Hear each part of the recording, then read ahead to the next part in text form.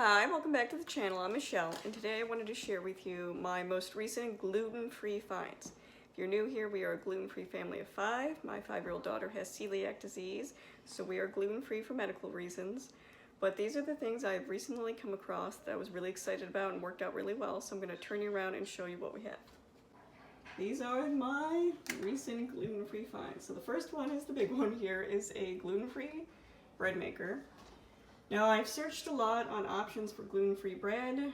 We were spending about $10 a week on gluten-free store-bought bread, so I was trying to find a better way to make that more cost-effective. So what I like about this brand specifically is it has the gluten-free setting, and I'm currently making bread right now, if you want a little sneak peek. And it's very important to have that gluten-free setting. I've tried different settings on here, like soft bread, multi-grain, different things like that, and they work, but gluten-free definitely works the best because if you know anything about gluten-free baking, it does not need as long to rise, so it has a specific rise time for that, which is really nice. The other reason I got it is because it has an automatic fruit dispenser that actually goes right there.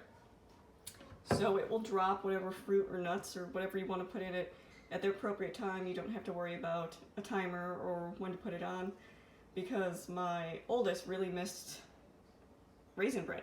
And yes, you can get the Aldi gluten-free bagels, but she missed raisin bread. So I've been experimenting with different things. We made lemon bread, we made raisin bread, and they've all turned really well with this gluten-free setting. So I really enjoyed this model. You can also change the loaf. Can be from 1 pound to 2 pound loaf. You can change the crust setting. So I've been really happy with this, and it'll tell you how long left and what part of the stage it's in right now. What's really nice is I can just stick all the ingredients in there in under 5 minutes, push start, and 3 hours later I have gluten-free bread, and it has really made a difference because it's not hard. Everybody likes it, and like it says here, I can experiment with different types. So this has really been great for us, and I think it's totally worth the investment, especially if you have a family and multiple people eating gluten-free bread. So to go with that, I also picked up this dough enhancer. This was recommended to me from someone at church. Their child had gluten sensitivity, so they have been baking for I think like 15-20 years gluten-free.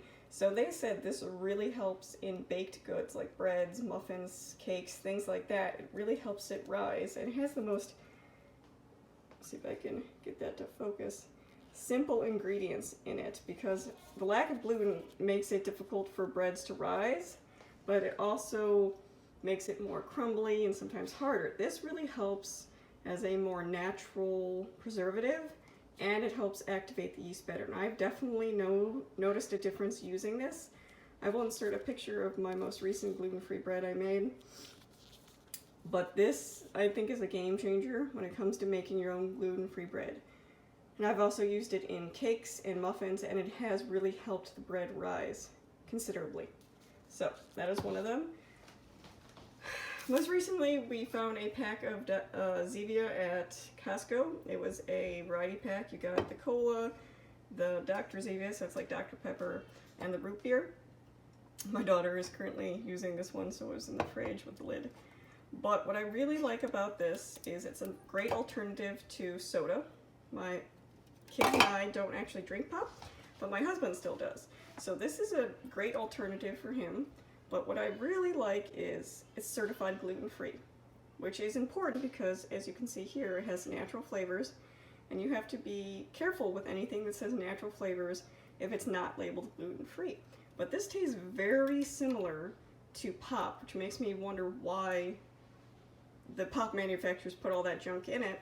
As you can see, it's very simple ingredients. Some of them do have caffeine. For example, this cola has caffeine, this has caffeine, and it'll tell you how much it has on there as well. The root beer is caffeine free, but you can also get a pack of Amazon that has grape and the Mountain Dew version, but it's really good. I suggest that if you're looking for an alternative to pop. And then we picked this up at Costco as well.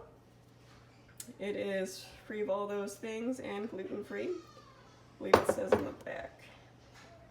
But it's really good, a really good buffalo sauce that we can all use in our house because my son and I are also dairy-free, so some of the things you'll see on here is also gluten-free and dairy-free. But this was delicious, came in a 2-pack at Costco, really good price. The rest it comes from my local grocery store, Kroger. Now, if you don't have a Kroger by you, Kroger goes under different brand names. When we lived in Ohio, it was Kops. And I believe when we lived in Wisconsin, it was Pick and Save. So it goes under different names, so you'll have to check. But ranch, my kids loved ranch. We don't often get it in our house because, again, 2 of us are dairy-free, but I saw this. Not only is it dairy-free, but it's gluten-free, soy-free. So we can all have this, and it tastes almost exactly like the Hidden Valley Ranch, but again, with less of the icky stuff in it. So it's a better alternative, and it tastes really good. And I have to say, these 2 together are delicious. Another thing we've been recently getting is these granola bars from Kroger. It's a pack of 5 for, I believe, $3. But what's nice is, again, some of us are dairy-free in our house. So not only is it gluten-free, but my son and I can also eat that. So anytime I can find something the whole family can eat is great, because there are a lot of gluten-free bars out there, but a lot of them will have milk in them, especially if there's any type of chocolate in it. But it's, again, a great alternative, and it's very chewy. A lot of gluten-free bars are usually harder. This is a soft bar, so I recommend that. And then I would say this is definitely more for me.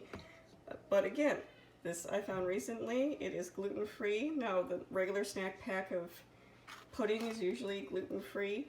But again, half of us in our family are dairy-free, so we can't really have that. So if there's a product out there that I can buy that everybody can have, it's a win in my book. And again, it's really good. Everyone in the family likes it. It tastes almost exactly like regular pudding. So, those are my recent gluten-free finds. If you found anything that you're really excited about that's gluten-free, leave them in the comments below. If you have any questions, let me know, but thanks for watching.